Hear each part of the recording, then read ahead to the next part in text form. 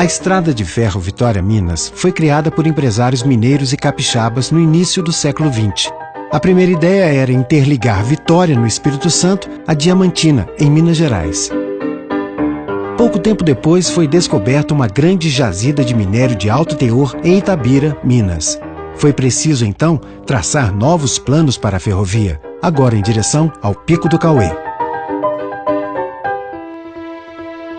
Em 13 de maio de 1904, foram inaugurados os primeiros quilômetros da ferrovia. Partindo da estação de Porto Velho, no Espírito Santo, a estrada seguiu por matas fechadas, montanhas e sobre rios. O presidente desse projeto era Pedro Augusto Nolasco Pereira da Cunha. Com o avanço da construção, foram criadas novas estações e, assim, vários povoados ao longo da estrada de ferro começaram a ganhar mais vida.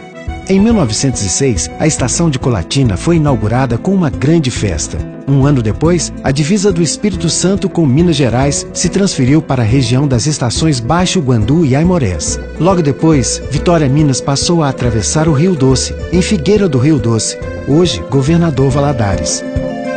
Entre 1915 e 1918, durante a Primeira Guerra, a ferrovia parou. Na década de 1920, foram inauguradas as estações de Ipatinga e do Calado, hoje Coronel Fabriciano. Com a chegada da estrada de ferro, a região do Vale do Aço se mostrou estratégica para a instalação de um polo siderúrgico. O primeiro trem de minério foi carregado em 1940, na recém-inaugurada estação Desembargador Drummond. O minério veio de Itabira, em caminhões, e seguiu para o Porto de Vitória em uma viagem de 24 horas. Lá, o navio finlandês Modesta foi carregado com 5.750 toneladas que seguiram para os Estados Unidos.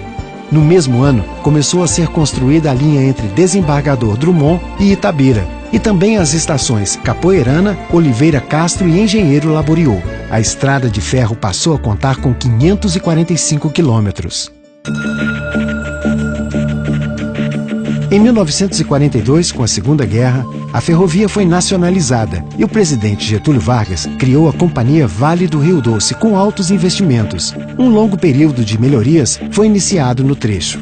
Novos autos de linha, guindastes, socadoras mecânicas e locomotivas começaram suas atividades. Nessa época, os trens operavam como trens mistos, carga e passageiros. Passaram então a operar apenas como trens de passageiros. Com a inauguração da Acesita, Aços Especiais Itabira, em 1944, foi construída a estação Acesita. Lá chegava o minério que abastecia a siderúrgica, e de lá saía o aço para os portos de Vitória. Em 1947, a remodelação do trecho Vitória-Colatina ganhou uma série de melhoramentos. Em 1950, as locomotivas a vapor deram lugar às locomotivas a diesel. A Vitória-Minas logo adquiriu 50 locomotivas da General Motors, modelo G12. Uma nova fase na logística de cargas e minério tornou a Vale do Rio Doce uma das maiores mineradoras do mundo. Em 1954, vagões de aço moderno começaram a substituir os antigos vagões de madeira. Maiores e mais confortáveis, eles faziam 4 trajetos diários. Um carro especial servia à chefia em viagens de trabalho. Com a construção da Uzi Minas em Ipatinga em 1958, a antiga estação foi transferida para o local atual, já com o nome de Intendente Câmara. As exportações de minério aumentavam e, com elas, o escoamento do aço da Uzi Minas para o centro mineiro. Foi preciso, então, um grande investimento no trecho ferroviário entre o Vale do Aço e Nova Era. Para administrar esse investimento, foi criado o Departamento de Obras da Via Permanente, por Eliezer Batista, então presidente da companhia. E foi iniciada a construção da variante de Sá Carvalho, que retirou os trilhos da margem do rio Piracicaba. Com isso, foi possível aumentar o transporte de minério para 10 milhões de toneladas anuais. Diversos túneis e pontes foram construídos, eliminado um forte aclive em Antônio Dias. A construção do Porto de Tubarão, em Vitória, e a descoberta das primeiras jazidas na Serra dos Carajás, no Pará, aconteceram na mesma época.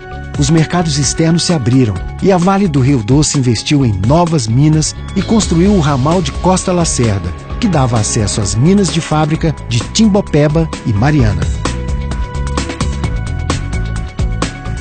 Na década de 70, aconteceu um dos maiores investimentos na história ferroviária brasileira, a duplicação de todo o trecho ferroviário.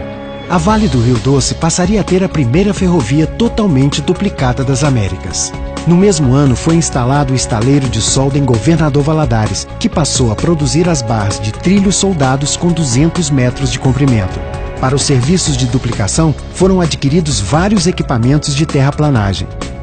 Em seguida, foi instalado o Centro de Controle de Tráfego, CTC, que passou a controlar todo o tráfego ferroviário. 1984. A ferrovia atingiu a marca de 1 bilhão de toneladas de minério e cargas transportadas. Em 1997, a Vale do Rio Doce passa a ser uma companhia privatizada.